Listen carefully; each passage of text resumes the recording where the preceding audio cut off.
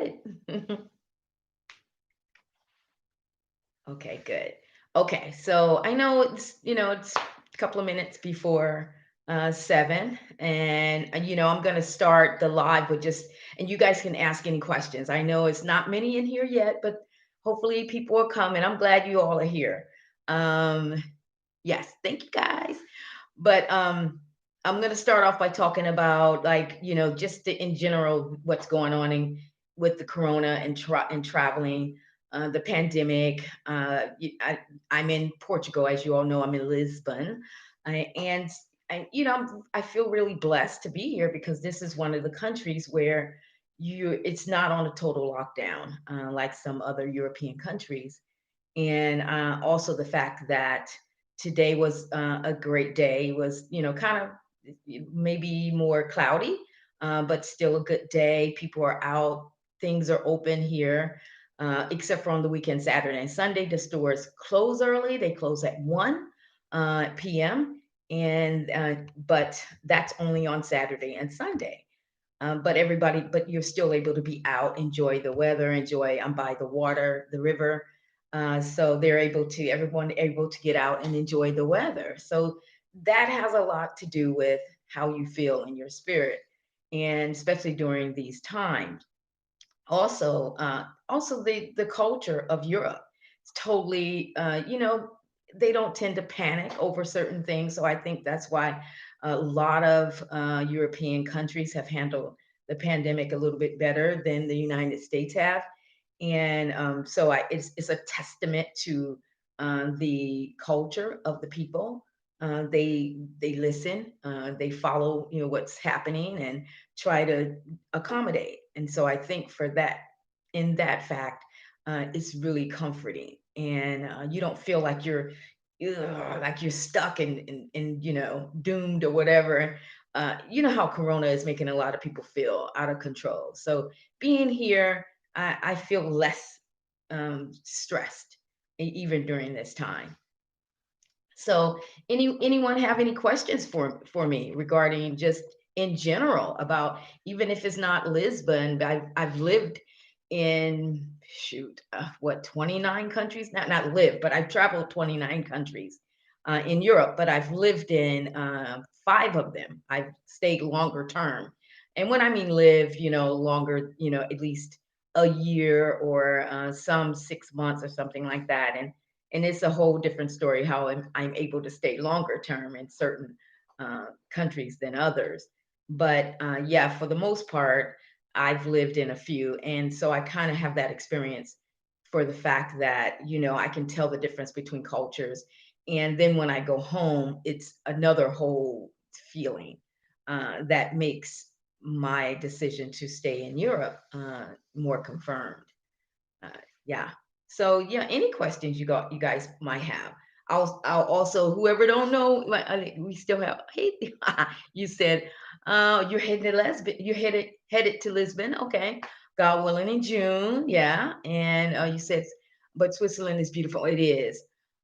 Okay, my experience in Switzerland was very good, and it's still good because that's actually on my list of one of the places I might want to settle as well. I was in Geneva, and then I visit Zurich, and I like Switzerland in the fact that it's, also good quality of life. But if you're still, you're not trying to retire, and you're working and still traveling, even if it's online or whatever. Switzerland is a good place because it's also in between a lot of European countries, so you can travel easily to other countries, and the social system is good. I have been approached several times to teach English there or to work for a university, and the income is very high there. If you get a job, like a normal job there, they really have high regard for teachers, which they're very different when it comes to the United States, with regard to teachers and income. Um, in Switzerland, I was very surprised that they respect teachers. They're on the same levels as MD doctors. And they pay them as such. So they get paid very well. So, with that being said, if that's a place like to be and you're still in the work environment and all of that, I think it's a good place to be. They, because the work is good there. They pay well. It is more expensive than a lot of other European countries, but I'm from California, so when I was there, my experience was that I would say um, it's about the same as Southern California, but I would say Switzerland is a little cheaper. Yeah. Well, do I think it's easier to find work online for a job in you? Oh, yeah. As what I was saying, and as far as in Switzerland or any other country, certain countries you can probably find if you have a skill, if you're in the education field, or if you're in computer, you're a computer analyst or something like that. Certain countries like Germany, Switzerland, France, you can probably, get a job easily. Well, I wouldn't say easily because of the language barrier. Certain companies, you have a lot of international companies there, is what I mean. But there's so many jobs online. I work online. I teach English online, but I also teach business English to a different corporation that's online, that's all students. I mean, excuse me, of course, they're students, but they're all adults. They're not children. And they work for these companies, these corporations that need them to know English, at least business English too, very well. So I'll name those two toward when we get a little further into the discussions, because these are places that the companies that, some require a bachelor's degree, some do not. Some require a little bit more experience, and then there's others that don't, and I'll talk about that. Do I think it's easier to find? Yeah, online is better than just finding a job in the country itself. Regular job that's not online. It's better to be online first, and it depends on, like I said, where you are and what kind of skill you have. That's awesome to hear. I'm actually a certified public school teacher. This is good here in Houston. And my sister's in Houston right now, Texas, and they treat teachers like, yeah, like, yes, totally different, like garbage. In bottle, what's the bottom of the barrel? Keep that in mind. Yeah, it not just Switzerland, but a lot of European countries. Hi, Victoria. How are you? Glad to see you here. Yes. Yes, there's definitely a lot of European countries that do treat teachers with more respect than the United States. It's some countries that it's still the same, but they still get the respect, maybe not the money. But there's many more European countries they get the respect and the money, and Switzerland is one of those, because education is extremely important to them. All teachers, even if it's middle school, elementary, college, whatever, they respect that and you get paid well. Scandinavian countries are the same, because, English is the language that they are taught at very young age. So they speak English very well in the Scandinavian countries. At the same time, they respect education and the education background, education field, teachers and things of that nature. Yeah. So it depends on where you are. If you're in a country where the economy is not that great and the people themselves don't make that much money, you're not going to get an income definitely the same, as any other country that's has more money. So it's kind of like that. Let's see what else we got. Oh, I'm so glad. I'm doing good. I'm so glad you all are here because I'm still new to the live thing, and um, you know trying to get it together and might get my lighting. So maybe next time I do a live, because my hair looks crazy. Oh my God. I'm sorry. But next time I'll have better lighting. But because I don't usually do this, I don't have the YouTube lighting that all these YouTubers have. I just want to be able to share the information that to you all, that I know. Hi. How are you? Why, Everett? Yes. So, with that being said, online, I would suggest online jobs is your best, it is your best recourse for moving abroad, because depending on where you go, I'm in Portugal, and Portugal's it's to me the cost of living is pretty low, is pretty good as far as rent and food and things like that. And also that it's next to a lot of other countries that you can get to Spain, Italy. If you and then also Portugal itself has a lot of other parts of Portugal, other cities that are amazing, and some and because this is the capital city, which is Lisbon, of course, it's probably a little bit more expensive than the Algarve, which is where Porto and Faro and those other cities that are just as beautiful. So and they're a little bit less expensive. But if you are online and you're making money, from another company, or or you work for a company that you can maybe talk into, or even you're doing remote work now with your current company. Now, in the climate that we have, that we are now, a lot of companies are realizing that they're actually saving more money with a lot of, workers being at home. And so, if that job, if you can talk to employees of your current job, and if you're doing remote work for them now, ask them if you can stay this way, and if you're able to travel, because I've met a lot of people that are in my travel group that are doing that now. The What happened with Corona has made a lot of companies be very open to working at home now because they know it's possible. Before they thought, oh, many people are not going to get too much accomplished because they think you're going to be distracted. But now, being forced to do it, a lot of companies feel like realize that it's actually saving them money too, doing that. So I would say if you're working remotely, if from right now because of COVID, ask your company if you can continue to do this, and is it possible if you can live in anywhere you want, if you can move to another place and still work. So that's always an option because people are doing that as well. You said you're a tremendous example of what can be done. Yes, it's true. So many, thank you. So many people, especially ladies, yeah, thank you. It's true. I appreciate that too. Hi there, Everett. It's good that you're here too. Yes, many people who know me from the U.S. Of course, I was working different corporations, and well, one for many years, and I just decided I moved on my own. I moved solo. I didn't know anyone when I went to Paris for the first time, so I didn't know anyone. I just decided after doing some research online, and then also my friend Camille, she and we met here. She's in Portugal as well, but following my life. She just and another friends. She just decided to do it, and we've been having great times running all around Portugal. But this is her first abroad trip alone.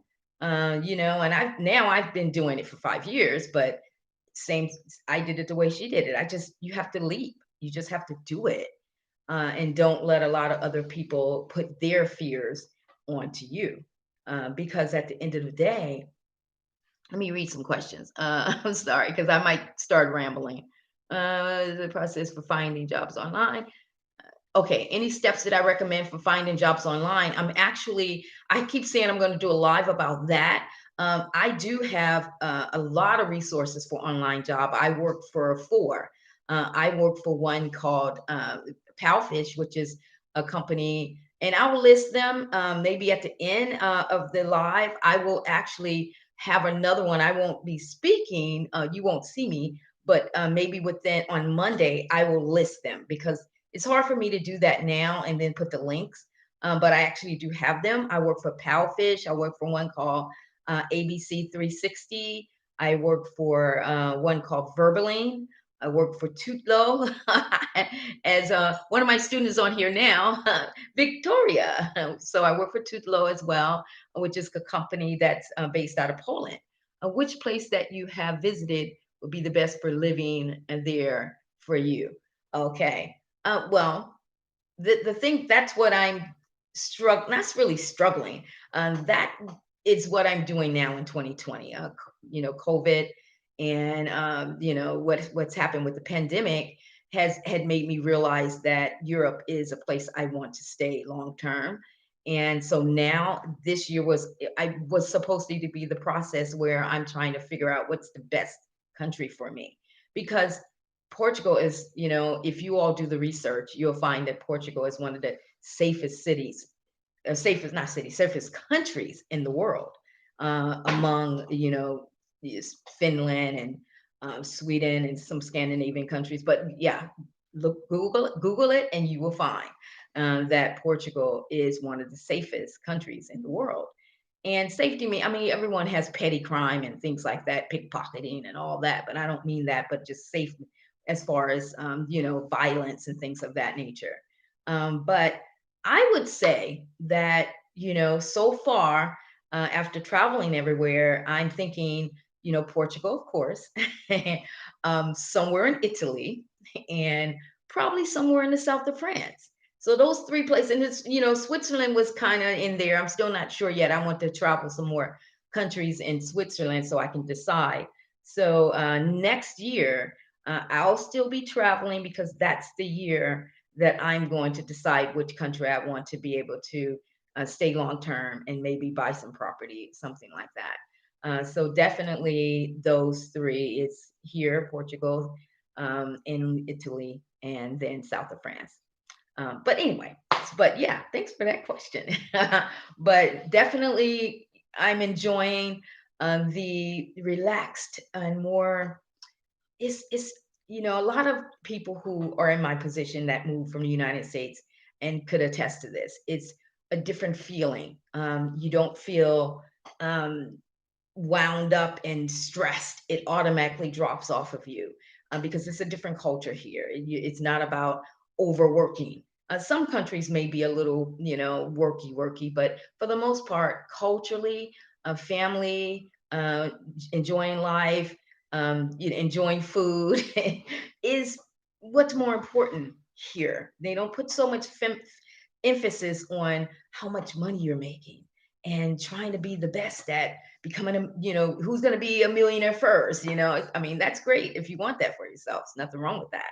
But when you are in Europe and you're settled here, it's an ease that you feel. And maybe it's just me, but I do have this same kind of we have these conversations a lot with other Americans that move here, and not just Americans, other people maybe from the UK, because there's a lot of people who've moved to Portugal for that, quality of life that's a little more relaxed, or just, that joie de vivre, which just means joy of life. What other questions you have for me, guys? I was talking about the online jobs. That's right. So I work for four different online jobs. Three of them is teaching English, and then one is I have my own website. That is helps me as well. But the three online teaching jobs I do, they're all corporate based, except for one. I teach smaller little children in China. The other ones are students from all over the world. And then also Tutelo, the one where I teach mostly Polish students. And they're all adults, and it depends on what type of level of skill you have. Some online jobs, it doesn't have to be teaching English. That's just my profession. I was in education, but as a native speaker, as a person from the US, and you're, trying to start off and you move, and you're not sure what kind of career you want to do, or you can't take your job with you online, teaching English is a foot in the door because it's something you automatically have. You're born with native speaking. So a lot of companies here in Europe and also Asian countries, they pay a lot of money. Most of it is 20, maybe 20, $25 an hour. Most of these companies start off with that amount, and so that's a good way to start. Europe is technically cheaper than the United States, with the exception I told you of Switzerland, maybe France, and even Germany's cheaper than the United States. So you're coming off better anyway because Europe in general is cheaper than the United States. Plus, you get a better quality of life because culturally it's just like I said, it's different. You're not in the rat race. It doesn't feel that way. The food is fresher. Let's get on that. Food is fresher because of just that also cultural thing, not having against the law to put additives and all these different things in the food here. Transportation, everywhere you look, it's quality. So you do a lot of, you don't have to worry about driving us if you don't want, depending on you. And also lots walking because everything is nearer each other, everything's closer. So you do a lot of walking. So it is a big change you'll find for the good. You'll find that your eating habits has changed, so your weight will change. A lot of things happen, because of the cultural shift from the United States to here, because our food's different, our lifestyles are different, as I said before. So yeah, what other questions I have? And I know I keep going in and out about the job market. I do want to do something separate on that. But I can say this. There are websites that I use that also can help you find these online jobs. And it's just not teaching. Like I said, there's different ones. I have one for teaching that if you're looking for different ones for different countries and the level, and just to find out more about what teaching online entails. If you can write down, there's one, I'll leave it here in the chat. I don't know if you'll be able to see it, and it's called ESL Job Lounge. I used this one a lot in the beginning. Job Lounge, yeah, and that one's just .com. And then there's another one. This one has different jobs. Dave's ESL Cafe. And if you all don't know what ESL means, that means English as a second language. So those are great. And then there's that, and that's for teaching if you want teaching. But there's also, if you would, let's see, here's one. I'm trying to just keep the conversation going because a lot of people, the fear that they have mostly is finding work, having somewhere or some income coming in. I understand that's a fear. And that's the main fear for people not wanting to step out there and do something or move to a country that they've been thinking about, or just, even experience abroad, living abroad for a short time could be a little scary or daunting for a lot of people. But start off slow, come for 3 months, because especially as an American, you have 3 months of, as to use on your passport as a holiday visa. That's considered your, tourist visa. So you can be in Europe for 3 months, choose a different location, 3 months here, or do 1 month here and 1 month there after the pandemic, of course. But with that being said, every country is so near. So it may sound like it's a lot, but it's really not, because all the countries are very close to each other. So you can go from Italy to Portugal, within a couple of hours. Same with Spain. You can drive there, and in an hour or so, 2 hours. So it depends on what you want, and just stepping out, you know, doing a lot of YouTube searches too, because there's a lot of people like me, and that just left and just did it with no one to follow. And then was on YouTube every day researching. Let's see.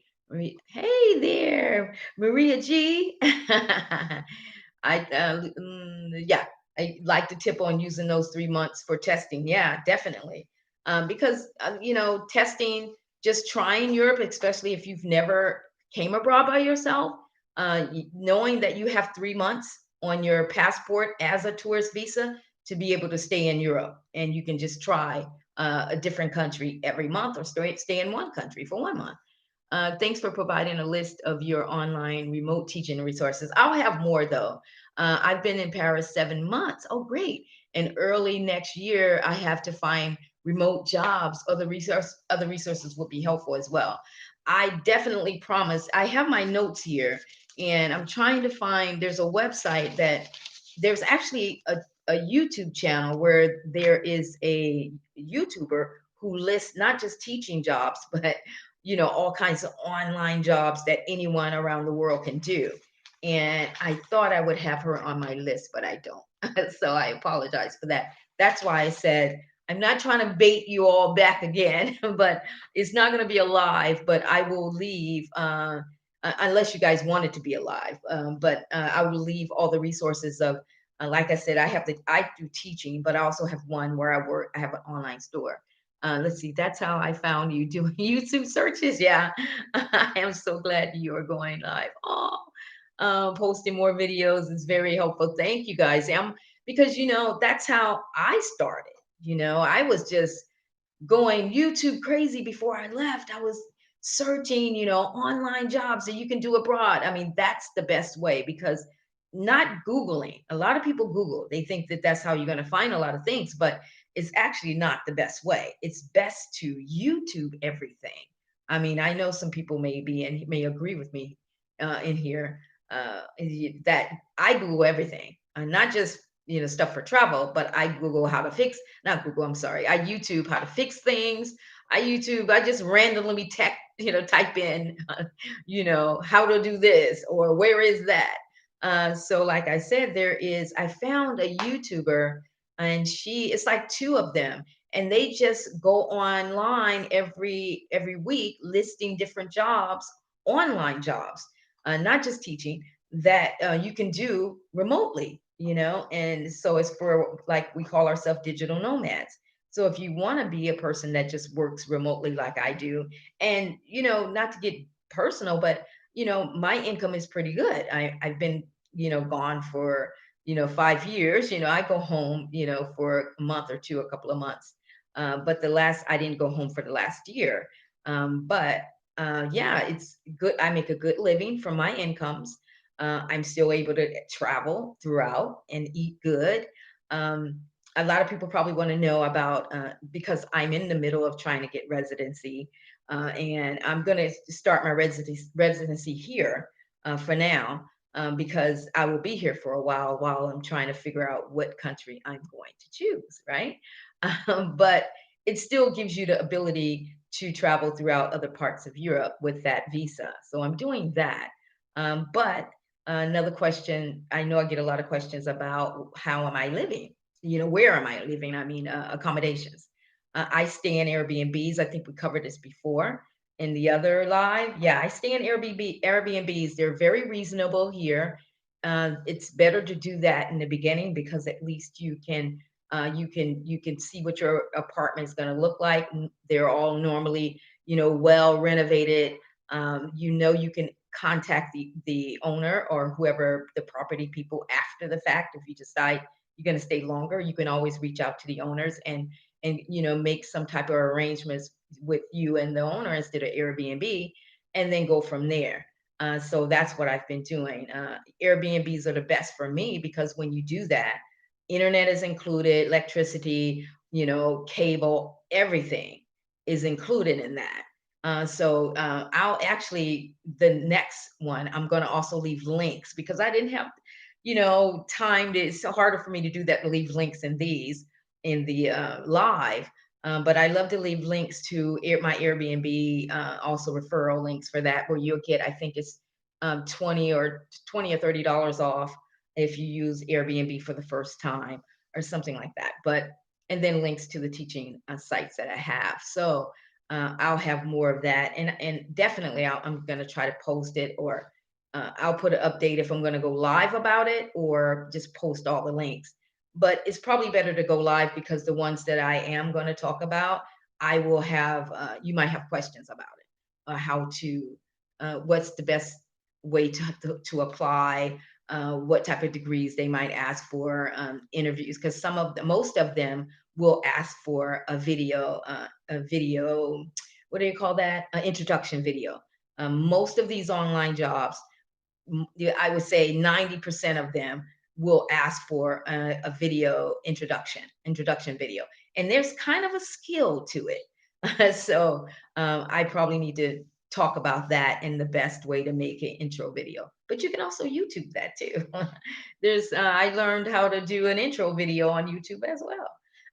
But and it has a lot to do with getting you hired quickly online, because I know this haven't been asked, but the hiring process is pretty quick when you're applying for these jobs online. It usually take within a week. of between you applying and getting hired. So definitely, it's not something you have to sit around waiting for like a normal job, waiting back and forth interviews that usually take about a week, sometimes sooner. So yeah, so that's one good thing too. Let's see, going live and posting more videos is very helpful. Oh no, that's an old one. I read that already. Any more questions, guys? I'm still a little shy, gun shy from doing lives, especially since I don't have lighting. Right now it's kind of dark and shady looking. But I'll get it next, get it more in line next time I do one because I hate looking like I'm in the dark somewhere, shady. You don't see the real me. But yeah, any more questions, guys? About travel, about it can be anything. I'm open. Let's see if I have something here. Uh, So okay, I'll ask questions and you guys can type too. Any tips on creating a budget for those 3 months? Oh, that's a good question. Maria G. Yeah, I would say budget wise, because like I said before, it is cheaper here in Europe. And well, so glad to see you are because that's nice. Well, I'm gonna try to, if that's what people like, I'm gonna try to do that. So I have to really get my lighting together so you all can see me and I can have a better background. Right now, I'm just in my Airbnb against sitting at my little desk with the wall behind me. So that's not very exciting looking, but I'll work on it. But yeah, budget. I'm getting back to the budget. So I would say, because a lot of people think they have to have thousands of dollars for 3 months, I would say map out where you want to go first. If it's Eastern Europe, because that's the difference. And then map out where Eastern European Eastern Europe is, because a lot of people, us Americans, we're not the best geography wise. I learned, by traveling. Eastern European countries are places like Prague, Croatia, where I've been, Budapest, Hungary, places that are east of Europe. And those countries, Albania, Serbia, those places tend to be very cheap. They're inexpensive. I hate using that word cheap because it sounds bad, but they're inexpensive, but they have the best good quality of life too. A lot of their capital cities have free Wi-Fi. Walking around the city, most European countries have free Wi-Fi in their city.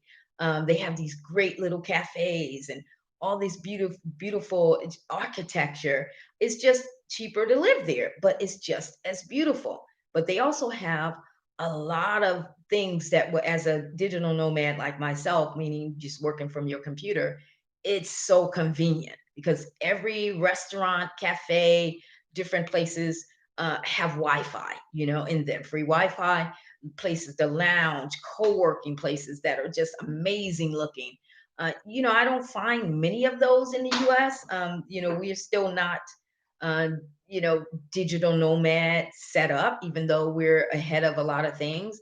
There's still not a lot of niches in certain places in the U.S. where you can just go and just kick it, because in the US, everybody wants money. You can't be anywhere too long, or there starts, asking for how long you're going to be here. They'll start charging you. It's just a culture that we have in the US that they don't have here. You can stay in a cafe, with one coffee and, 2, 3 hours, and no one's going to bug you. You might have to chase them down to pay for your coffee because like I said, it's all about relaxing and not bothering you and letting you do your thing. That's a culture here.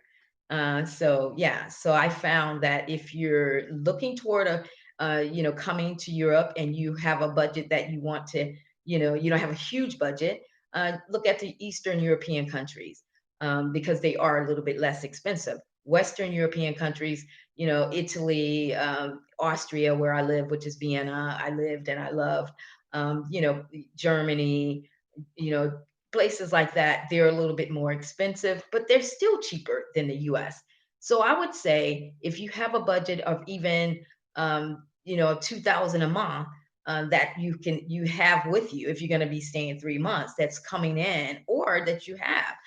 you're not even going to use 2000 a month, really, depending on you where you are. Your Airbnb, you can probably, rent in certain places like here. My Airbnb, to be honest, is 600 dollars, which is 500 and something euro actually.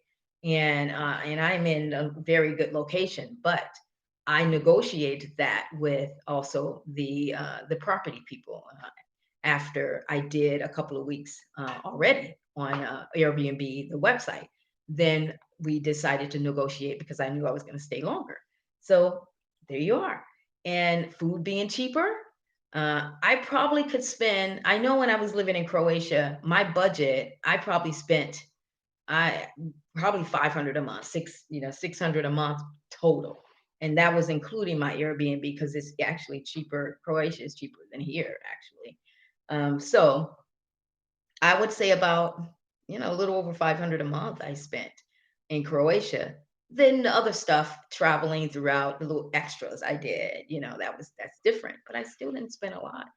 So I would say even 2,000 a month, that if you're going to be here for 3 months, or just if you have 2,000 with you and you stay, 1 month or 2 months, or 1 month, you'll be fine. But if you have an income coming in and you stay those 3 months, that's all I would say. 2,000 would do it. I know because I lived off of that at one point. So that's how I know that number works. Below that, I'm not sure, but I'm sure you can because many people in Europe live, off of less than that, to be honest. Certain countries, they don't make more than 700 a month as the normal salary, in certain Eastern European countries, or even here, they make a lower salary. So 2,000 will go far for most people, and a lot of people have lived off of less. They do live off of less. But for me, I know that worked for me, being able to live in the area I like to live in, an Airbnb that has all the amenities that I like, and still able to country hop and go to different countries when I need to, you know? So what other question? I was gonna mention something else, about travel and about moving. The visa situation, depending on where you are, and what I mean by visa, have you traveled to Porto? If so, do you prefer it over Lisbon? Good question. I have not traveled to Porto yet, and I will be doing that after Christmas. So I will be going to Porto. I've been to Fado, which is near, in the Argov Arso, which I love. It's another little small town in Portugal, near a lot of little beaches, because of course this place is known for a lot of beautiful beaches. But yes, I will be going to Porto and after Christmas, and I will know if I like it more than Lisbon or not. I've been told that it is a little more calmer than Lisbon, because Lisbon is the capital city. So it is a little bit more calmer, probably more family oriented. A lot of families move there because it's probably more, it looks for me, because I YouTube everything, space, more space. And a lot of people who are expats, who move here from other countries, they tend to move out there or somewhere in the Algarve because they want to buy homes or they have family. And it's more family friendly when it comes to that because of space. But I hear it's amazing. Of course, port wine is from there, and I can't wait to get there for that. But yeah, I'll be going there. And now that I mentioned about YouTube before, and I forget to mention that that's another thing that helped me, is that I before I get to a country, I YouTube the country itself. Just like whenever it mentioned Porto, before I even came to Portugal. I knew last year it was my first time coming to Portugal, and I came twice in that year, 2019. So I'm not new to Portugal, but a lot of the cities I haven't seen yet. But what I do, I like to go on YouTube and type in city walking, city tour, or city walking, in the name of the city in Lisbon, or in Belgium, or in Positano, or something like that. Whatever country or city you want to actually see, YouTube it, you know? And this way you will know what that city looks like too, because I would get a visual. I like having a visual of where I'm going, and they have many of those on YouTube. And try to look for the most recent one, so that way you'll know what the climate is like and what's going on currently. So that helped me immensely when I started every city I would go to or every country I would go to, and the city itself. I would YouTube and I would just type in walking tour of this city. And there's literally somebody filming them walking the city with either music to it or nothing at all, just them walking. But you can also do the ones that show touristy stuff too, because that helps as well. But I like to do the walking ones. You see those because there's no sound unless there's maybe some music they may put to it, but you can see it authentically. The city, people walking around, what they look like, what the crowd and the area looks like, that kind of thing. So that worked for me, and so I would suggest you do that too. And one of the things I try to tell people too is don't, if this is something you really want to do, don't sit on it too long, especially now with this COVID era. We don't know when things are going to change. You don't know what next year is going to look like. The quality of life and your life is important. And stressing out and going through things like where it feels like a cycle. I know what that's like, and it's not fun, and it is another another way to do it. I'm always smiling. A lot of Europeans, they that are born and raised here, they don't get it because they don't know the other side of it. So they don't get it why Americans come here and we're like, oh wow, I'm so free, this feels good. They don't get it because they already have it. It's cultural for them, it's normal. But for us, you can definitely feel a different shift in your energy when you are somewhere abroad, especially Europe. For me, Europe, because I have not traveled Asian countries, but I hear the same in certain places. A lot of my traveling friends who've moved to Bali and places like that, they feel the same feeling. Taiwan, I have a friend right now that's in Vietnam teaching English. She's doing amazing. She's from back east coast of the US and loving it. And so, yeah, you just have to do it. That's what I say, do it. Okay, are you fluent in another language? If not, are you taking foreign language classes? I am not fluent in any language. I can say I'm good at certain languages. My best language that I can communicate well in is Italian and French. But I never mentioned I can communicate very well in French. I can speak it as well as they want me to. French people are real funny about speaking their language correctly, but it goes a long way when you learn it. So, oops, sorry. It goes a long way when you do learn it and you start off. You lead with learning a little bit of their language. French people are that way. Other people, there are more other countries. I find they're more accepting if you don't know it, if you don't know their language. But I always try to at least, translate something. Google Translate like, do you speak English? You translate that in their language, or learn hi, how are you, good morning, the basics. How much does this cost? Those type of things. So being in Portugal, I don't speak Portuguese. I haven't been here long. This language is a little more difficult than, oh yeah, I speak a little Spanish. Spanish is good too.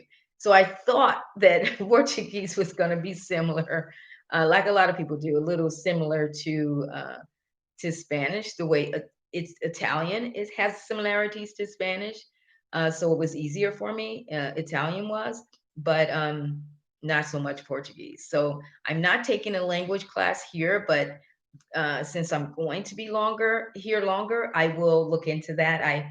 My friend that's here now, she's in one of the language classes, so I think I'm going to do that since I'm going to be here longer. But don't let that think that hold you back, because many of the countries, because English now is becoming the international language. Most companies want their European people to know English, because a lot of international companies are here. People are traveling more. So this language is very important. English is important for them. A lot of Europeans and also people from Asia need to know this. And so you'll find that most people will speak English. In older generations, not so much, but the younger generations don't have problems with speaking English. And if they do, that's what I said. Learn the keywords, and that's what Google is for. Google Translate and YouTube. I always get on YouTube channels, and I there's a person that right now I follow on YouTube, and I pick up a lot of Portuguese phrases and things like that. So always doing your research on language, even if it's just basic conversation or basic words. But yeah, don't let the language barrier fear you. Have you fearful of coming abroad, because a lot of people in Europe, especially in your capital cities, will speak English, right? So, but no, I don't consider myself fluent, but I can speak Italian quite well, and Spanish, of course, because California, most people speak English or Spanish. But yeah, and French, I can get by pretty well in French. It's not the best, but I can handle myself pretty well. But yeah, so to answer that question, let me ask you all a question that's in the chat. What countries, could you list the countries that you all are interested in going to, or at least visiting, or have a plan or a dream to live in? Could you type that in the chat for me, and then if I see a country I've gone to, I can speak about it and give you an idea. Portugal! I know. Well, I can speak about that because I'm here. I think this is one of the most amazing places out of all the places I've traveled is Portugal. If I would say those who are new to stepping out in Europe, Portugal would probably be the best place. Your best place to come is Portugal, because the people, they're very welcoming. The food is, oh my God, good. And then, like I said, I think because it's a very inexpensive country and the weather is amazing. It's the same as Southern California almost. Yeah, so Portugal, I can't say enough good things about it. It's just one of the best places to go, especially as someone freshly coming from the US. It's the best place to pick because of that. It's inexpensive, near all the other countries. The people are great and welcoming. It's the safest country in the world, one of the safest country, one of the top three safest countries in the world. And the food is fresh, the wine is cheap and good, and there's thousands of beaches here, and it's sunny most of the time, most of the year. Okay, what other? France, Southern France. Southern France is great. The south of France, I like. I like Marseille, Normandy. It's like let's put it in a box. Paris and the rest of France, two different worlds. And I lived in Paris for a longer time. I was there a year, and then I have friends there. I keep going back, so I have this love hate relationship with Paris. But as far as the other parts, like south of France, amazing. It's bigger spaces. The people are much more open. So you have a different culture than you would from Paris. Paris is city is popular. Everyone wants to go to Paris, Eiffel Tower, the Louvre, the Champs Elysees. All of that. Everyone goes there, so it has this air about it, and so does the people. And a lot of people say that Parisians are rude. They're not rude culturally. They're just they love their city, and they treat each other this way. They have this kind of cold way to communicate. But when you get to know them, you realize it's just culture. It's not really personal. They treat each other this way. South of France is different. It's more relaxed. It's not, you have more space if you're deciding, if you're trying to buy property there or you live there and you're renting there, you have more room and more space.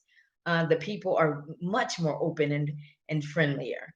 South of France, I love. They have some of the best vineyards, the countryside, like driving through the south of France, going on a train through the south of France. The scenery, I can't even explain it. It's just a beautiful country. Let's see where else you say. Have you traveled? Oh yes, I've been to the Scandinavian countries, Northern European countries. If so, if really expensive. Okay, yes, as everyone says, greeting, Mississippi. Nice to see you. Yes, I have some family members in Mississippi. Um, yes, to answer your question, dozing greeting zomboid. I like that. Yes, I visited Sweden, also Denmark, yeah, Finland, Iceland, and well, no, take it back. Finland, I was only there short time, so I don't count that really. But Norway, so I was in Oslo, Norway, which I loved. It's cold, of course, but it's expensive, and I would say I wouldn't rule Norway and those places out because Norway, Denmark, the Scandinavian countries, where else I've been? Denmark, Norway, um, Iceland. Those places are expensive, but at the same time, they pay well. So if you're online and you're making enough money online, doing online whatever, teaching are the ones I'm gonna tell you guys about later, or if you go to a Scandinavian country and you get a job, uh, Scandinavian countries are different when it comes to Americans getting jobs there or other people from other countries getting jobs there because they do have jobs. They have jobs available. It's a richer country. Their economy is strong and they pay very, very well. So if you do, like for example, or Sweden, you can, if you have skills and you want to work at IKEA. you know, IKEA is, that's a Swedish company and they are huge. And of course, they got subsidiaries all over Sweden, of course, because is their company. But working for them, they make pretty good money. And then come with that, even though their taxes, they may pay higher taxes in the Scandinavian countries, and I'm including Iceland in those places, but you get a lot for that. Whereas in the US, we pay taxes. We don't really get that much for paying so much high taxes. In the Scandinavian countries, you get a lot for the taxes you pay. You have free education, free healthcare. You get paid vacation, paid, holiday vacation, 8 weeks at least. Then you also have for, maternity. Women and men get maternity and maternity leave.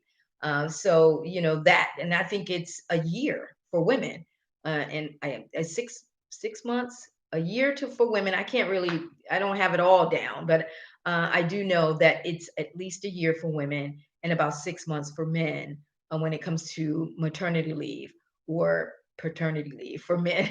Yeah, so men and women get that. So when the Scandinavian countries and some European countries, you get when they're paying, well, at least in Scandinavian countries, it is, they do pay higher taxes. But it kind of balances out. The cost of living may be a little more expensive as far as food and things like that. When I visited, I did notice the difference. But everyone's happy. There's no one complaining. We're not getting enough. We don't make enough money. No one does that because they do. The quality of life is good based on not just the living standards and all of that, but they have good, they have good job quality with jobs and health cares, university schools, and things like that. So it may be more expensive, but it's worth it because they get more for that. And you could find work in Scandinavian countries. You can apply actually as a American for certain jobs. It's different in the Scandinavian countries. I don't know why, but you can, because I have a few friends that are American that are living in those Scandinavian countries. And let's see what else.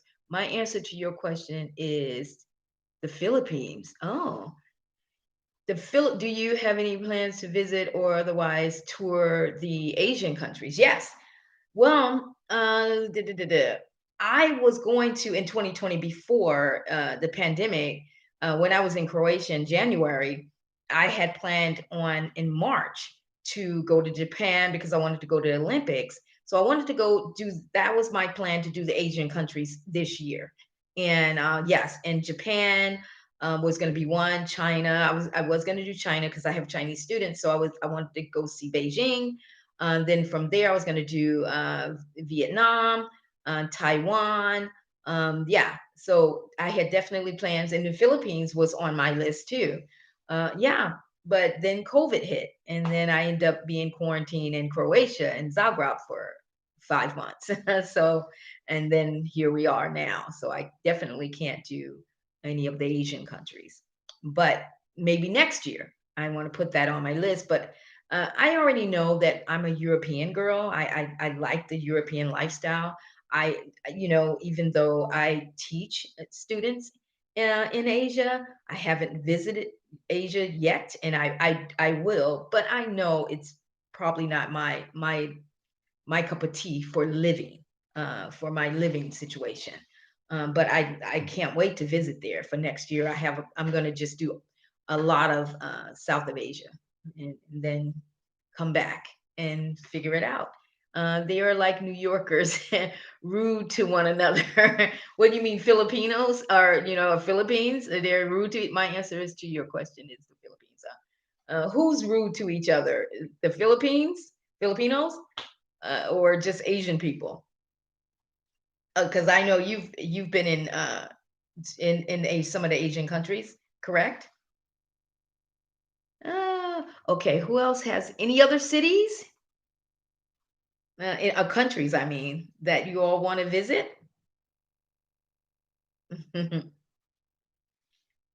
Okay. So let me list a few that surprised me that you guys would be um, surprised about. One of one of the countries that surprised me the most in a good way is I mentioned Croatia a lot. I is one of those countries that a lot of people are not. They're starting. A lot of people travel, especially Europeans. They travel to Croatia for holiday because they have the best beaches. I mean, I guess you would call them coastal cities. Uh, because most of their beaches are pebblestone beaches, but they have like the most beautiful landscapes, and they also have the mountains, and like that's another country that's inexpensive, but it's so many different places on a historical cities that you can visit, that just will just wow you. They have one called is it why am I blank? Pletvitsa? Yeah, and it has these amazing waterfalls. It's just, I know we have some great waterfalls in the United States as well, but these are just majestic. It's just one of those countries that surprised me. Good quality of life too, especially if you work online like I do. So I was able to live really well and still travel within Croatia and visit, some of the coastal cities like Split, Dubrovnik, and that one's got pretty popular because Game of Thrones was filmed there. So it was a little touristy when I went, but nonetheless, it's still beautiful. Zadar, those are amazing. Let's see. Thanks. I'm thinking about going the student route. Yeah, that's always good. And first attend grad school. That's the best way. A lot of people do that. Pick a country. I'm still thinking about doing that. If it's more difficult to get a visa, the residential way, the easy, maybe through my online, it's called a D7, entrepreneurial visa. If that's difficult, I become a student, go to grad school, and you can always get a visa that way, as student visa, and stay a year. That's the best route. And then you can also decide if you like that country or not. If you're there long enough, then you'll know if you're doing a year, a grad degree, that's at least a year and a half. So that gives you that time to figure out if that's where you want to be. So that's a good way too for those who are interested in doing schooling. And schools are cheaper in Europe, if not free. Some are free, depends on where you are. Where are you going? Some schools, they may have like a registration fee, and your total bill for the year could be $500. So yeah, then there's that. The universities are free or free for some, depending on where you are very, very cheap, inexpensive, compared to I don't even say compared to the US. It's nothing like the US. It's definitely 90% cheaper going to college abroad. I wish I would have known that. I would have left after high school and came to college here and would have never had a student loan at all. But anyway, what is the next one? I've traveled, I'm like you, I've traveled many places in Africa. Okay. I haven't gone to Africa yet, but that's on my list too, in Asia. But Europe feels like home. Yeah, right? I have a love hate relationship with the Netherlands.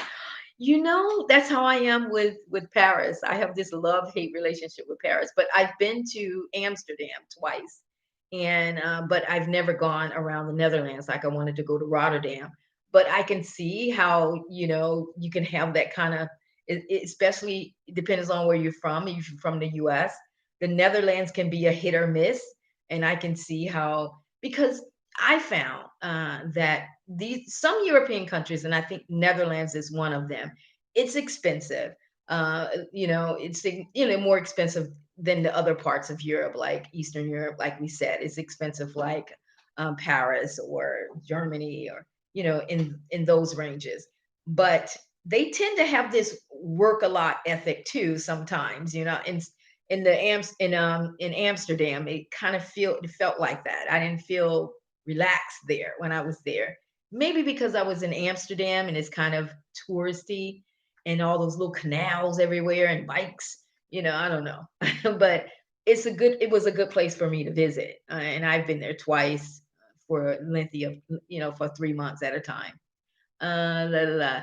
And where in Netherlands were you, V Cook? V Cook Clark. I like that name. Where in the Netherlands? Was it Amsterdam, Rotterdam? Mm, mm. I know. Any other questions though? Because I know we're kind of running not running long on time here, huh? Rotterdam and Amsterdam. Okay, so which the one do you have the love hate relationship? Is it both? And then why, if you don't mind me asking? Because some people might want to know, what's the difference between Rotterdam and Amsterdam, if you don't mind, because Amsterdam, you have the love hate relationship with Amsterdam. Yeah, I can see how that could be though.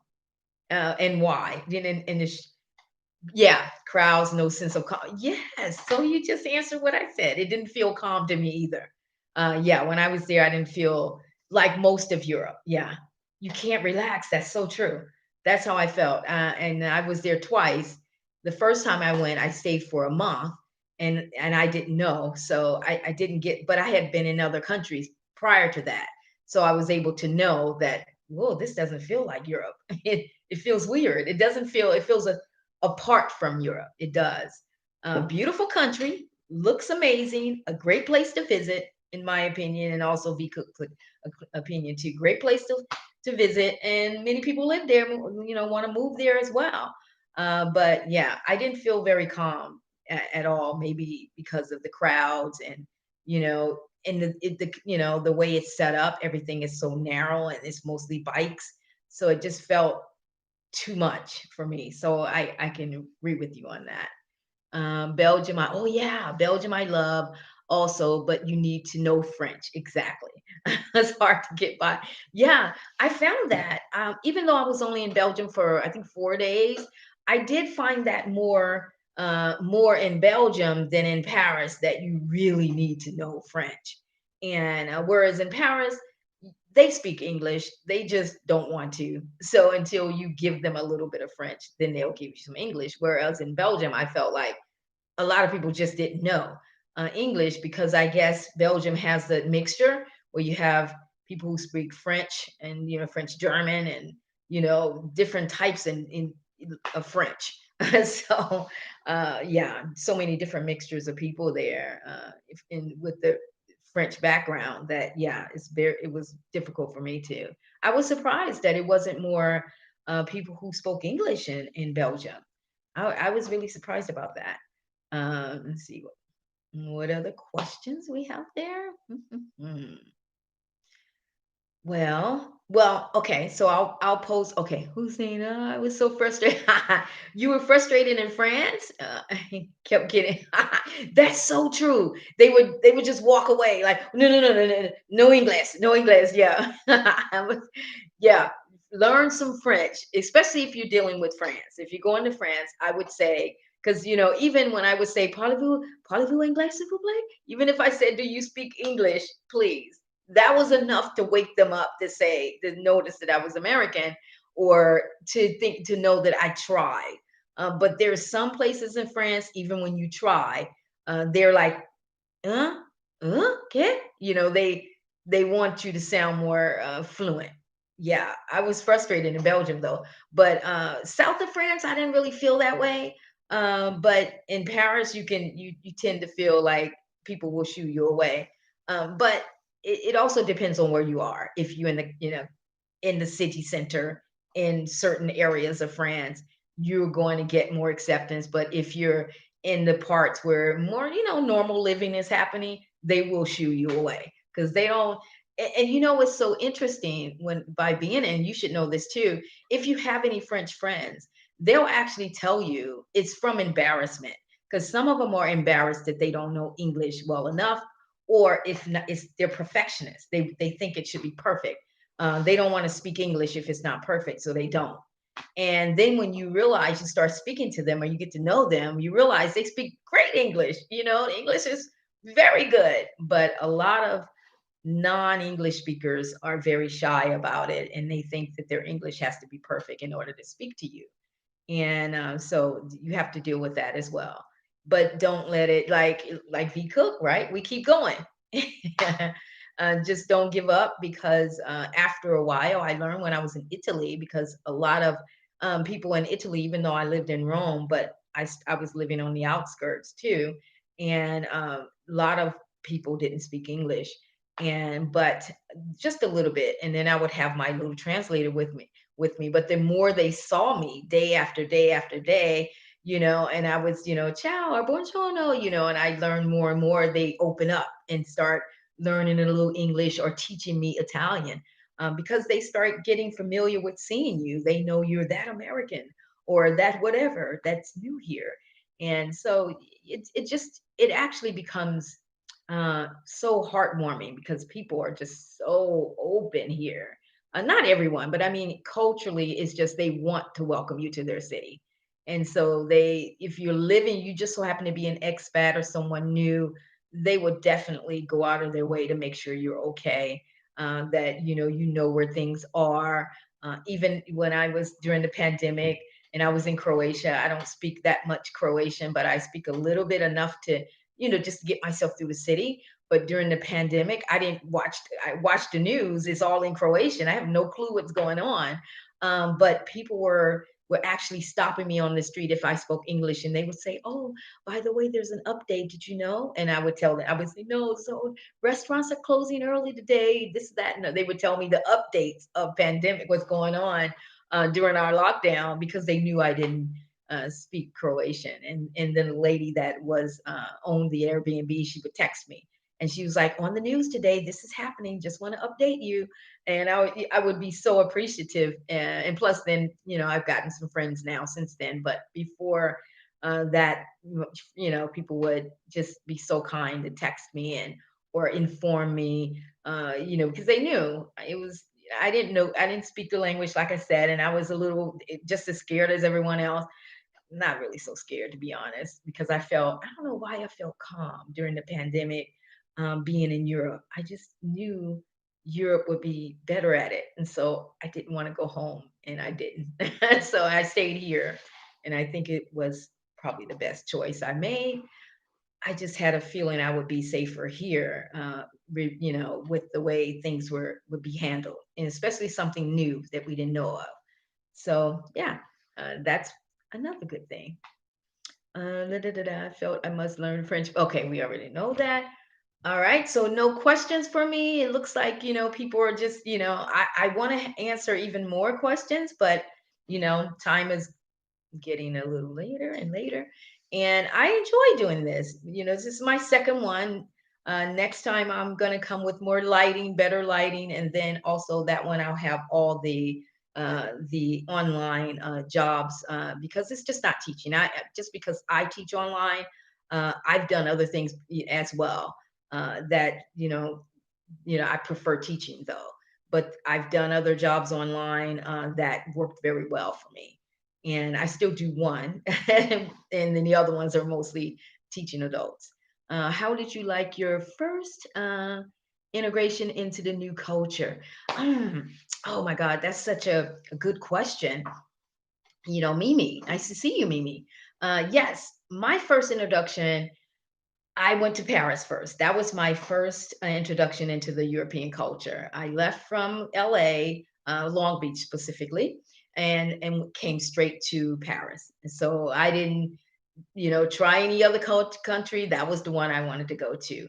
And honestly, the first, 3 or 4 days was definitely a culture shock, because as we were talking about how French people are, you have this idea of what Paris or whatever country that you've been researching, and Paris was mine. You have this idea of what television shows and what people talk about Paris and Parisians. So you have this romantic idea about it, and I was no different. So I got to Paris thinking that it was just gonna look beautiful, which it did, but where I landed, the Airbnb I chose was not in the city center.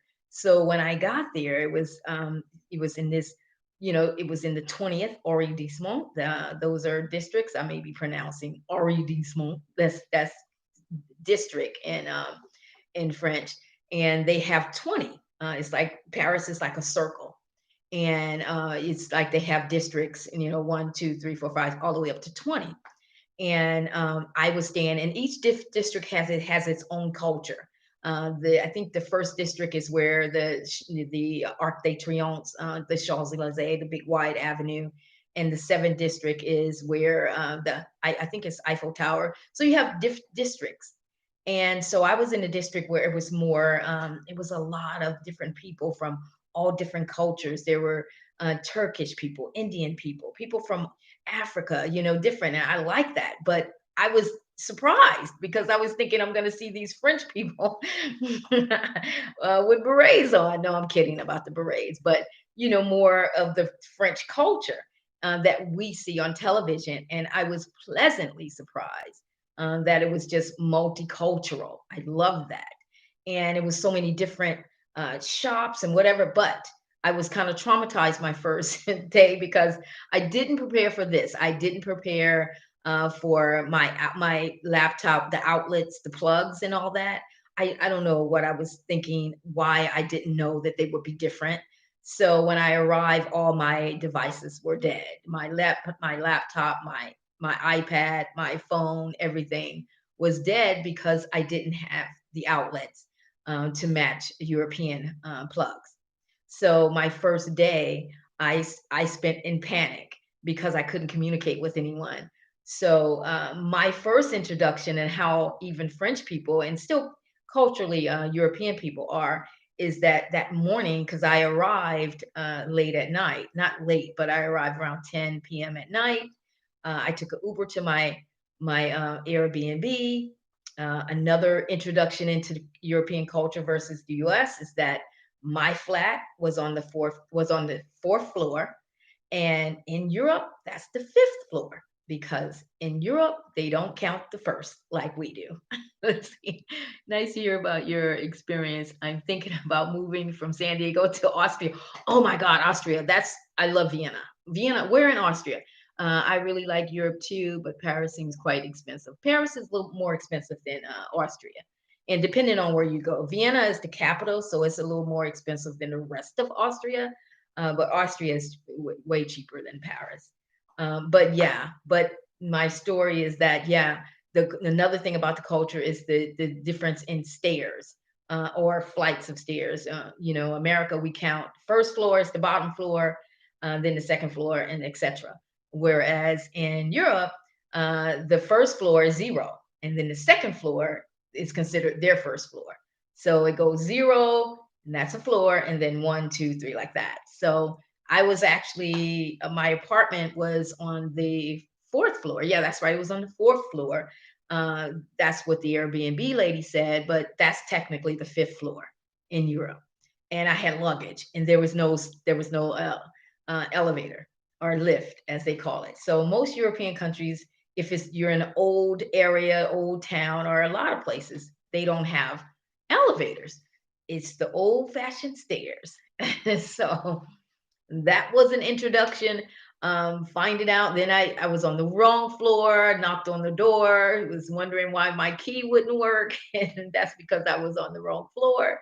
And then I didn't speak English, but I was lucky enough my first night, the person that opened the door, they spoke English and they were great. And so that was one thing. But as far as the culture, how I was introduced, how do I feel about that? My first impression was after I got past the first week, because once that morning I woke up and I start exploring the city because I was looking for a store where I can buy outlets for my devices. And I didn't know French. I just knew that a little bit. And everyone that I was walking up to, like we were talking about before, they would say, no, no English. And so I just decided to just wander. And then I luckily found a store that had pictures of devices like cell phones and laptops on the wall on the window, showing that that's what they sold or whatever. So I went inside, and there was this guy from I think Algeria, and he was like so nice. He was actually the store owner, and I told him that I didn't have anything, my devices. I need this, and he was just so. And I tell this story a lot because it has a lot to do with kind of how nice people are there and how accommodating they were. I was in a panic, and he was like, calm down." And no one had heard from me because I didn't have any juice to any of my devices. And I showed him what my phone, I said my laptop, and he was like, here. And he gave me the universal one. It was one for cell phones that were universal, and then an actual one for the laptop.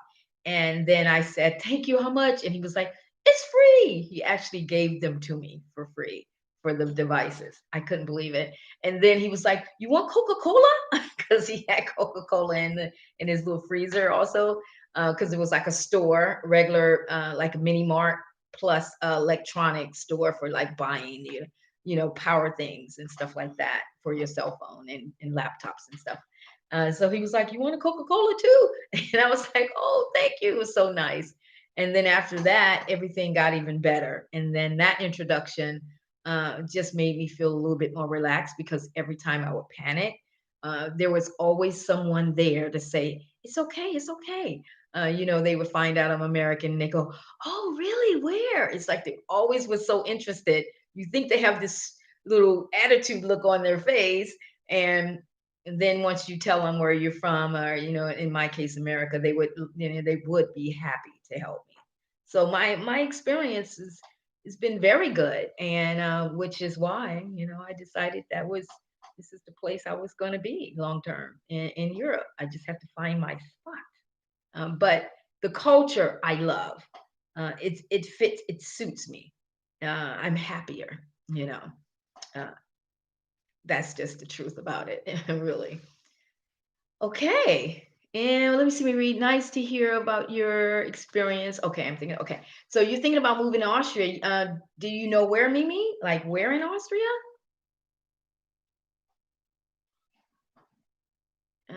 It's remarkable. Oh, yes, I love exploring, and I don't even half the places I don't know anything about except for when I YouTube them, and then I'll find a little bit about it. But I like getting there first, and then meeting people and exploring on my own. And I've had so many different friends that I've met from all over the countries that I'm still in contact with now, even. Okay, let's see.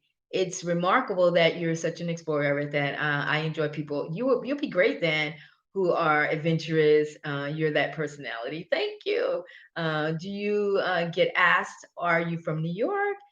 People ask me when I am from the US. Yes, they do. They always think that, and let's see, I'm thinking about Vienna. Oh, Vienna is nice. And Munich. I haven't spent much time in Munich. I went through Munich, but I heard it was really nice.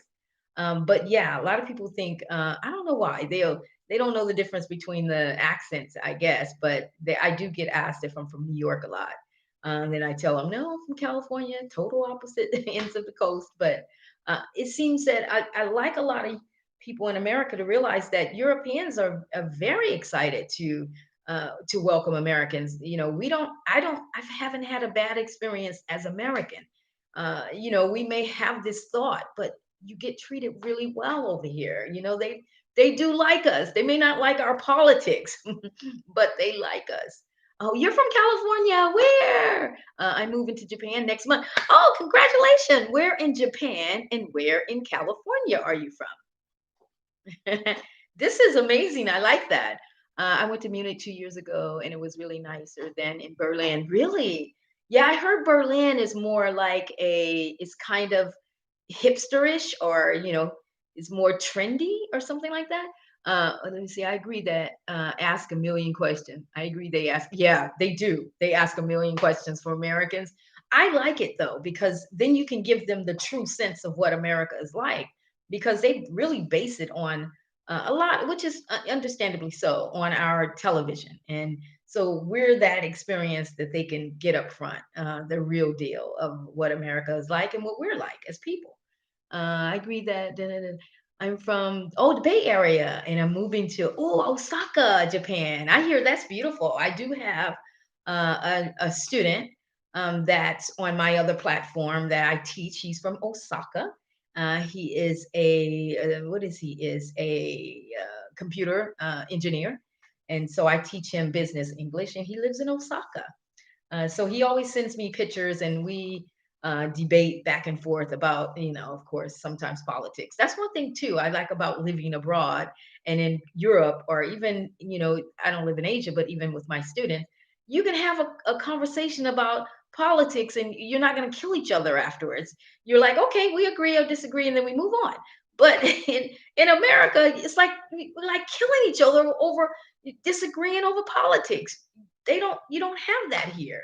You can have a full-on conversation about Trump, and someone may agree or disagree, and you're like, yeah, this and that, and oh, this is why. And they're like, oh, okay, well, let's go get some coffee right now. Okay, cool. Okay, I'll meet you over there. It's like done.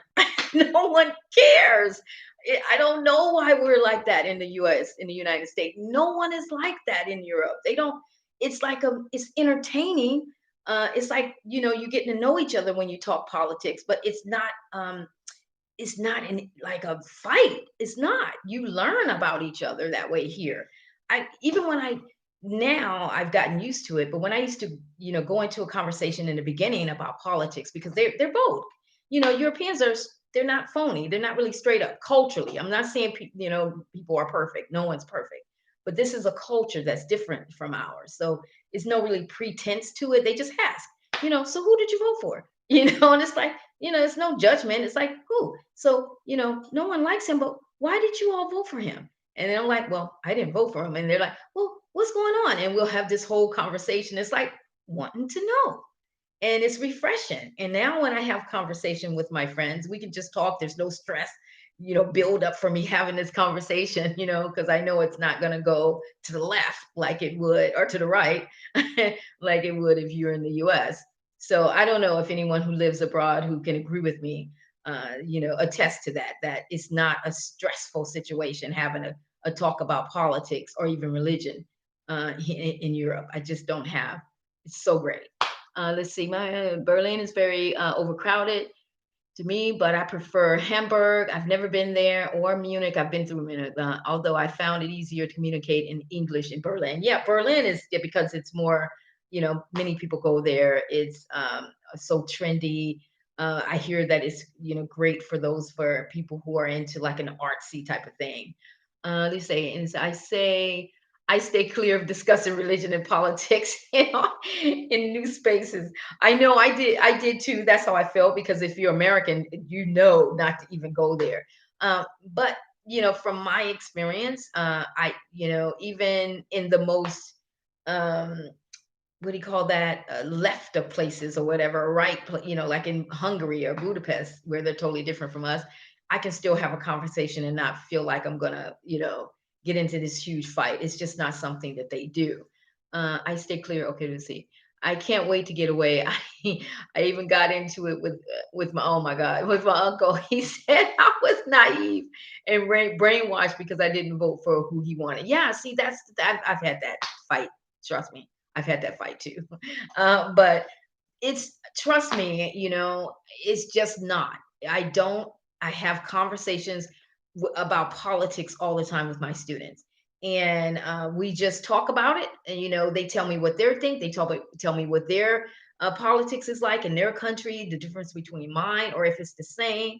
Like with my Polish students, we talk about it. We all laugh and say their president is similar to our president, current president, and they kind of think alike. That's why they like each other, and we have these conversations, and then we move on. It's just not, even if I say who I voted for, and they may like this person, is it's not a big fight. They're like, this is why, and I tell them my opinion why you shouldn't, and then they'll say, I never thought of that, or if they say why they should, and that's their opinion. It's not a I don't like talking about it now. Doesn't even stress me out. But if I was at home, oh, I wouldn't even talk about it. No, it wouldn't happen. You're right. So it even that gives me freedom. Yeah, we're all tired of the political rant here. Oh, I know. Everyone seems to be so unhinged. It's so true. Oh my God, I feel that's why I'm so glad I'm not there. My daughter lived in Japan for 6 months last year. Oh, good. Okay, and welcome, by the way. And she said, yeah, Kyoto, I hear is a great area to live. That's what I heard too. And you could travel to bigger cities like Osaka and Tokyo. Yeah, that's one thing too about living in the Asian countries, just like in Europe. When you're in Asia, you can just travel all around Asia very easily, especially in Japan, and China, or you didn't mention China, but they have these bullet trains. They're zoom zoom. They're like the master of bullet trains, so you can get around anywhere, and clean. That's another thing, guys. The cleanliness of these countries. Some of them are, not as clean as others. But oh, there's some like when I was in Vienna, I was like, really? Like you can basically eat off the ground, like it's so freaking clean. In some of these countries, wow. So that's another thing. And in Japan, I heard I've never been there, but oh my God, I've also seen videos, and I have, like I said, friends that work there and students. But just even that, just being in a place that's clean, you don't have to worry about guns because they're illegal, that kind of thing. Let's see, I want to visit Kyoto, but I know COVID has, yeah, ruined it. COVID ruined everything for everyone because this year was supposed to be my Asian tour. I was supposed to be doing the Asian thing. Wait to get. I know. Can't wait to get away. What else? Whew, I'm planning to escape too. Vienna is very clean. Yeah, yeah. Vienna's clean. Switzerland. Oh my God. Very clean. That's the epitome of clean. I mean, most of these European cities, compared to our big cities, is extremely clean. So yeah, I love that. That's one thing too. And what else? Very clean. Yes. And it matters. They really, really take a lot of care on their cities. I mean, some of the European, people who live here, born and raised, they may not think so. They're always like, this is clean. Like I was telling, when I was, here in Portugal, I was like, it's very clean.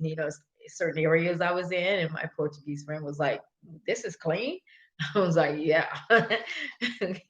Yeah, Texas. Texas. Hey, Texas. How are you? Any questions? Welcome. Let's see. COVID ruined my travel plans. Yeah, I cancel. You have to cancel both your European trips, but next year. Oh yeah, I know. Yeah, next year. I hope it's happening for everyone. Uh, you know, Even if it's your first time abroad, this experience with COVID should just make you go for it.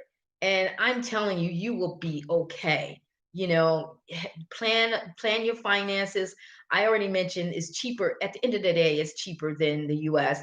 Don't go for these big travel companies that make you pay these different fees, and like these cruises, because they take care of everything. You can do everything yourself online. There's apps. I use apps to find out all the reasonable flights.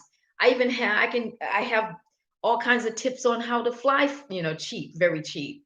Certain days of the week, at certain times of the day, even that you would book a flight. You book your own flights, you stay in an Airbnb, and then you do it on your own. You will save 80%, maybe even 90% of money if you're letting someone else do it for you. Taking these package tours. They say, oh, we can give you a tour of Europe, and you can go to Italy, and you can go to, Spain, and you can go to Portugal, all these three places. If you pay $5,000 to us, and we'll handle your hotels. Trust me, you can pay way cheaper than that going to those three countries, on your own, or or if you with your friends or whatever, booking them yourself. I keep telling people, even Ryanair, which is one of their cheaper airlines that fly within Europe. I came here from Vienna for $11.98 on Ryanair, a 2 hour, 2.5 hour flight. Yeah. So yeah, $11. You heard it right, and 98 cents from Vienna, Austria, to Portugal, to Lisbon. Yes, one way. So it's many of those type of things. So a lot of Americans don't know this. You do have to experience it. So yes, so do more research. But I think I'm going to do more videos on that too. The apps I use, and how I travel really cheaply throughout. I use one app. This one is my favorite. It's called Omio. It used to be called Go Euro, but now it's Omio, and it's an app like Omio. And you just type in where you want to go, like cheapest one. It'll come up with the cheapest, but it shows all the prices. But that's one too. And like I said, I normally, and then there's Flixbus. So a lot of times you can take a bus or a train. It's cheap. When I leave and go to Vienna, from Vienna to Croatia, which is 4 hours on a bus, that's usually $17 for me. Sometimes it's eight from Vienna to Budapest. When I went this summer, I paid $8 to get on the Flixbus from from Vienna to Budapest, which was 4 hours also. So it's all of that. Okay, let me read. That's true. I need apps. Yeah, I have many apps to get my deals from LAX to Berlin. Yeah, then you took the train to Prague. Yes, Prague. That's another good place. Very near to Vienna, Austria. Prague in Austria, right? Therefore, I flew back to Heathrow, back to LA airfare. Watchdog. Yeah, Watchdog is good. Yeah, so Amio app. That one compares Watchdog and all those other apps together, the prices too. So they have all the prices from every place, like Watchdog, and all the other airfare apps are supposed to be cheap too. This app compares even those, and they find the cheapest one. So that's good too. Da, da, da, da. Oh yeah, wanted. Let's see. This was, you said, me too. I have been saving up to go to Germany. I wanted to go during oh yeah, Oktoberfest. I know my birthday's in October, and I was in Vienna, and I wanted to go to Germany for the Oktoberfest, but yeah, see, COVID, yeah. The food, all of that, yeah. And you said and learn a little of the language. Scared to, yeah, but too scared to look at an airplane. I know many people are just not feeling comfortable enough to fly. Even when it was safe in July, when they opened up the borders, there was still, I was in Budapest. I went to Budapest and Prague, and it was the best time to go because it wasn't that many tourists. But a lot of people, only Europeans were traveling. People who were coming from the U.S. couldn't travel anyway, but some from Scandinavian and little countries, other countries, a lot of people were still scared to travel. So it was kind of a little empty, and I kind of loved it though in a way. But then everything started closing down again. Let's see. This thing, is it so expensive to fly out of the US? Like no, no, no, no. They want you to keep up captive here. When you get to other countries, the flights are very cheap. Well, there's actually, it's not. The apps work for the US too, because I was home last year for Thanksgiving. That was the last time I was home. And I had a flight from Denver, Colorado, because I flew from my friend's. I was visiting my best friend in Denver, so I flew from Denver back into Vienna, and my flight was only $198 one way. So it depends. Like for example, Norwegian Air, that's one of my favorite airlines because you can go on their calendar. They have a open calendar. I call it. I think it's called the low fare calendar, and it has the dates that with the prices in them. So if you're flexible, it will say like Monday the flight one way it may be $400, but on Thursdays is 150. So things like that. So they have all these tools even on the international flights coming from the US. So you just have to know this or ask. And so I never pay more than, if I never do round trip because, usually I'm going one way and I don't know when I'm going to come back. So I like it. I'm a little bit more flexible in that way. So I'll do a one way. So my one way tickets are usually, under $200.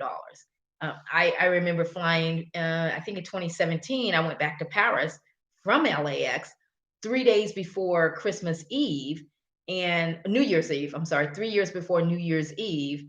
And I paid $168, from LAX to Paris.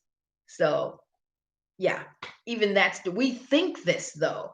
And so that's a lot of times we don't do these things because we think that, oh, it's so expensive to get to Europe. I know it's cheaper once I'm there, but getting there is expensive. And that's not necessarily true. Even before COVID, these companies are competing with each other. So they're trying to, have these deals for everyone. But many Americans people from the US don't know. Okay, flying isn't now. I've flown. Okay, flying isn't too bad now. I've flown domestic twice on Dallas, and it was safe. Yeah, it's so much.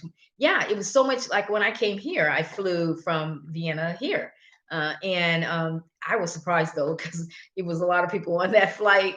Even though I had the road to myself, but they were mostly. It looks like it was strange because it looked like there was a lot of digital nomads, people who were, because everybody had their laptop up at the airport. Everybody's working, and they were getting on the flight with me coming to Portugal. But everyone wears their mask. Everyone's washing their hands, and but at the same time, they're not acting strange about it either. No one's policing each other either, which is annoying when people are policing each other. They weren't doing that. And we got on the airplane and everything was normal. You just have to keep your mask on, and unless you're eating. And it was a great flight. It was smooth. No one was acting weird. Yeah. So it depends. I suggest using non-American airlines too. Yeah, I agree with you. I get deals through Air Canada and Lufthansa. Yeah, I agree. I don't use. I'm glad you mentioned that. Thank you, Mimi. Because I don't use American Airline or U.S. Air. I mean, U.S. Air, is that still around? Anyway, I don't use American Airline or United. Anything American. I don't flying abroad because um, first of all, I had some bad experience because I did the first two times when I came here. I used American Airline, and it's more expensive, and the customer service sucks from my experience. And you don't get the best deals because they don't want you to get the best deals. Yes, definitely look at the other airlines and Lufthansa, Air Canada, Norwegian Air, that's one of my favorite. Turkish airline is actually the top of my favorite.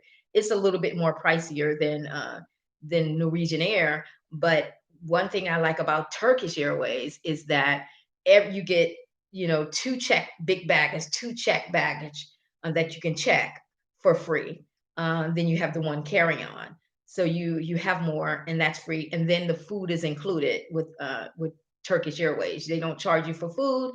The food is amazing. It's like chef style cooking. Then you also, if it's a flight that's over 12 hours, you have a layover that's over 12 hours long. They'll pay for your hotel. So yeah, I love Turkish Airways, and plus, yeah, the food is amazing. And all that's included in your flight ticket. There's nothing you have to pay extra out of pocket for. I believe that's been my mistake using, yeah. But that's everybody's mistake. We don't know any different until we do, right? Yeah. But use other carriers. And, even if you can go straight to their website, I mean, go right to Norwegian Air. do Norwegian Air, and then there's, I know it's called low fare calendar. Click on low fare calendar. That's an actual calendar for the month or for the rest of the month, because you could click the rest of the months, and they will tell you they have prices set in there. When you put the where you're going, first put where you're coming from and where you're going, and then click on low fare calendar, and they'll show you the different, if you're flexible on the different dates for the different prices. Yeah. La la la. Last year, I flew with British Airways for 565 to Manchester for a wedding on LAS. Was that round trip 555? Yep, directly to their website and sign up. Yeah, that's the best way to do it. Yeah.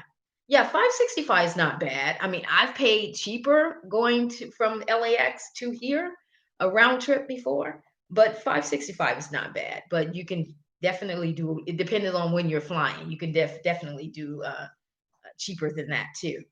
It's just about what you know.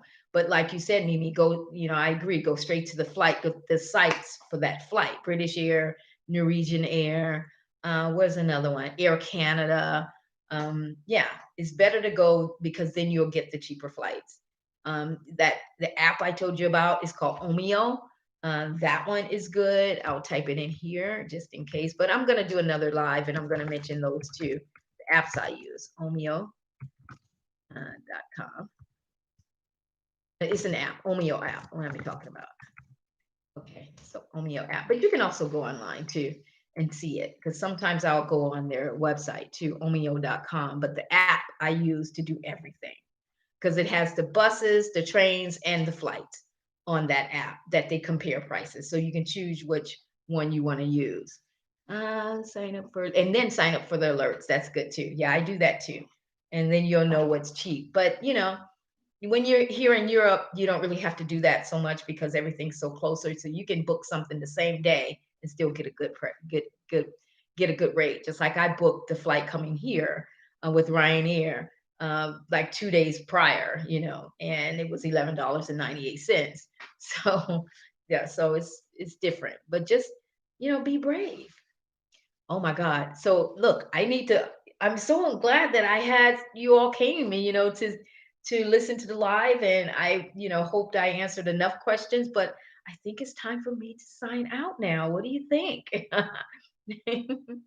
It's been so great. Yes, do I live about healthcare, work, and visas, etc. Okay, I can do that. Do a live about visas, health. Oh yeah, because I have that information, and on different countries that I was in. Yeah, I can do that. I'll do a live about that. I'll put the list together, what I'll be talking about, more detail. I'll also have better lighting because this lighting sucks that I have in here in my Airbnb, and then I'll talk about the online jobs and all those things too. You're welcome. Thank you all for being here. I love doing this. I love speaking with people in general. I'm a little, uncomfortable with the online thing still. And as I said, my hair looks a little, but I'm joking. But yes, I will do that. And you'll get it if you subscribed, or if you do hit the notifications, you'll know when I am ready to do the next live. I like to probably not have them too far apart, because then I will forget what my goal is. So probably within the next week, maybe next Saturday, or maybe, because I like it to be when people are home as well. So maybe the next Saturday, I'll do another live, and I will do what Mimi suggested, visas, work, online work, and healthcare insurance and things like that. And then I'll try to, even though I know a lot about healthcare in a lot of countries I lived in, I don't know a lot about the one here, but I hear it's good. But I'll have that research on that one for Portugal as well. Okay.